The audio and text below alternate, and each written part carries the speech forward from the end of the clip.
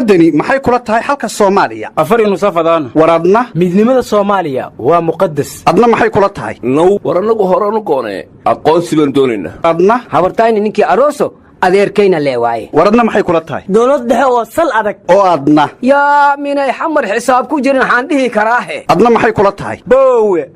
federaal ina adeeray adigana qoondada dumarku waa geedka go'an war bal dadkan eega oo xageen loo kala socdaa war maxaad ula yaabaysaa dadku waa kala maane oo duceeyay allay leedahay wareer kalamaana waxaa la yidhi haddii laba dangala uu nin qabadar iswadaagsiiyo mid waliba mid bay diidan tahay oo la dirirtaa dabci kuma heshiiyaan iyagu shay dantooda ah ninka qaba hadduu jeer dalbo door u wada yeedho degdeg bay ajiibaan asaga diidi mahayaane haddii kale dalaaqday ka baqi inuu dul saara war aanay dangaladu adleeta ma lama ooro oo lislagaba ma erto war raggan waa rag waaweyn mar hore dalqadii laga gooy aryadaha aniguna waxaan ku dari lahay haddii nala ku kaadiro dadka kaaga diray maanta dawo ma laha ruuxoo wadkiisoo dul joogsaday annaguna diyaar baanu nahay wixii addoontaaye ha dul meero caashaqu ninkou dayn ku leeyahay war ma haysiine shiraa jabuuti la isugu tegay jabuuti war markii artaa dib loo furay warkanu waa 20 sano kadib ayna dhegayso haddii midigaagahdiyo haddii aad guulaysataba anigu waa kuu gogley go'aankaada iskale ya mar kale ertay jabuuti war shirka jabuuti waa lagu qabanayaa Ismaaciil Cumar Geelana waa shirku doominayaahe waa weynka ka dambeeya la yiri waa weynka war waa weynka sheega Ismaaciil Axmeda asiyaf afwarki miya waa weynka sheegaysid war weynka san sheega san mantuni galgalada lanki elef beetada hangoriyaha waana goradaasan sheega war nimayo warintu gaagaab iyo geeska Afrikuba waa ka weyntahay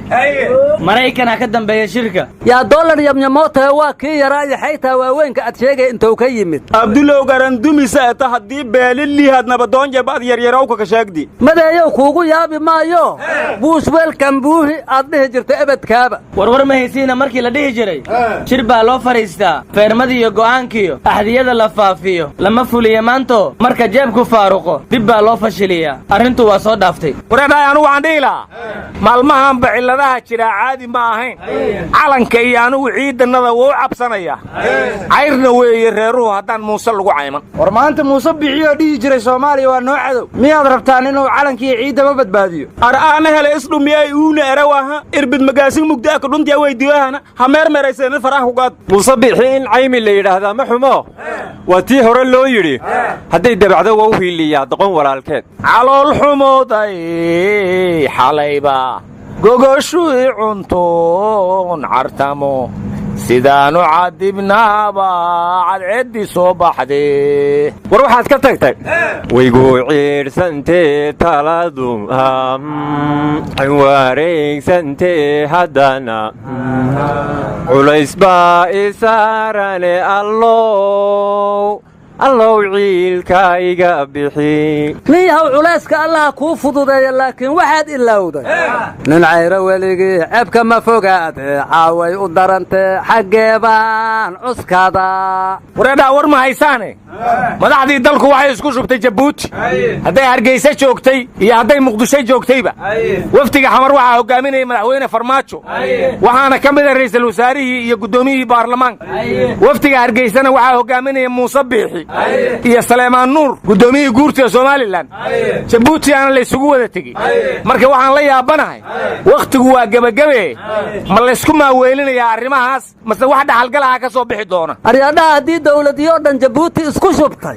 arbariga yaa filla Soomaaliya aniga iga xigahe warnimaya reer kala maali singare doo badantiin intii afkiin isdhaaf madaxweynantii artan buurkum binaankum kiyaalmi isaartana aan helooshin aryamadeeyo waa wareersan tahay Shariif Xasan Sheekh Aadan walle ma dhihin gabarta raxan weyn madaxweyne ma dhasho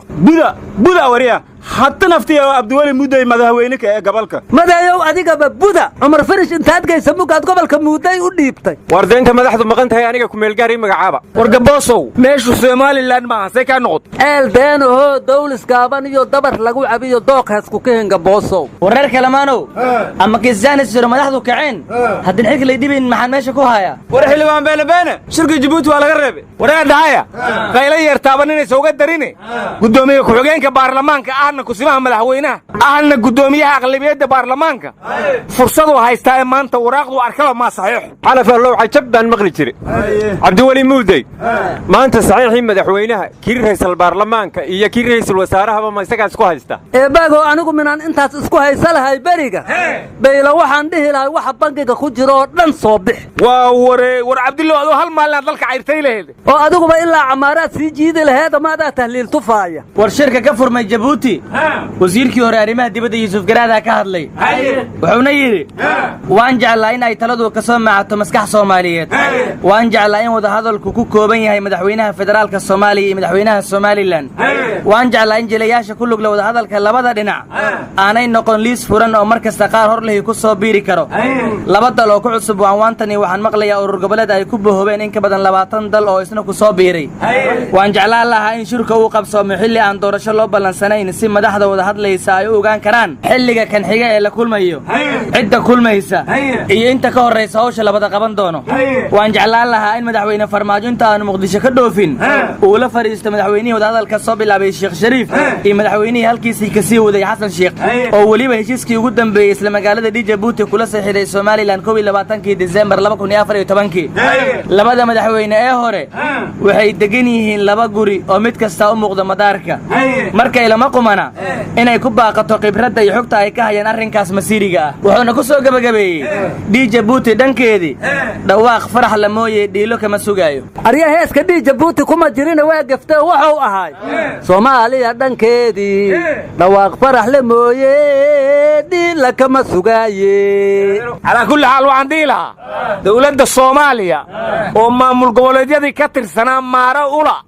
Somaliland oo landheere badnaan degay 30 sano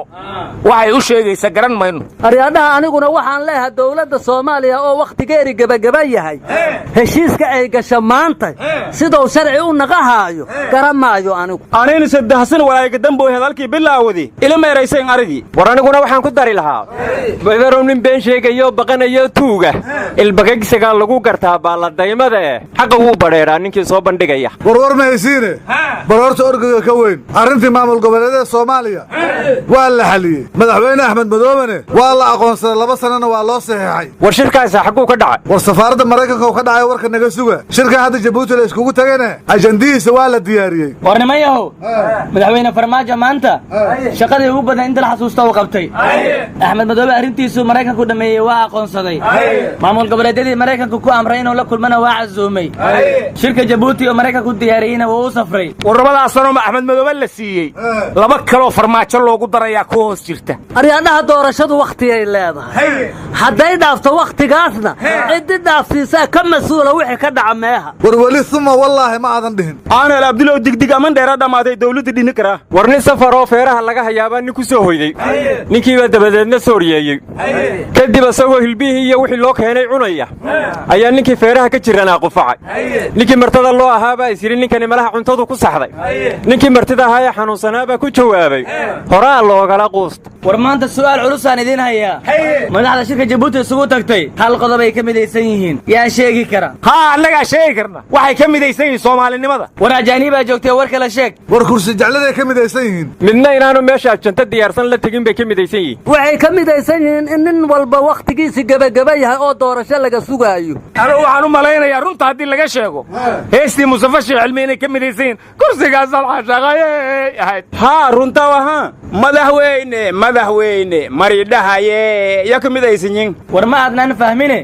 waxay kamidaysan yihiin gafuur xirashada iyo cabsida coronavirus war mardhow ay tibun waa ganfuurkana furunya binaan bahninga baaqana meelo madisa Mareykanka ku qabsado hayana war Cabdiraxmaan Cabdishakuur wuxuu yiri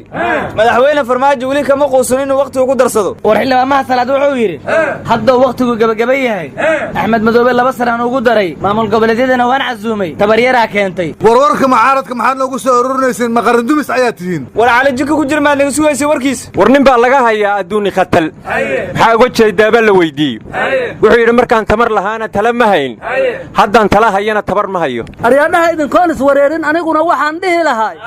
how inaan jaaha wareernayoon Djibouti aadnay waa jirta inaan jaaha wareernayoon Djibouti aadnay waa jirta inaan jaaha wareer wareernayo jabuuti aadnay waa jirta inaan jaha wareernayo jabuuti aadnay waa jirta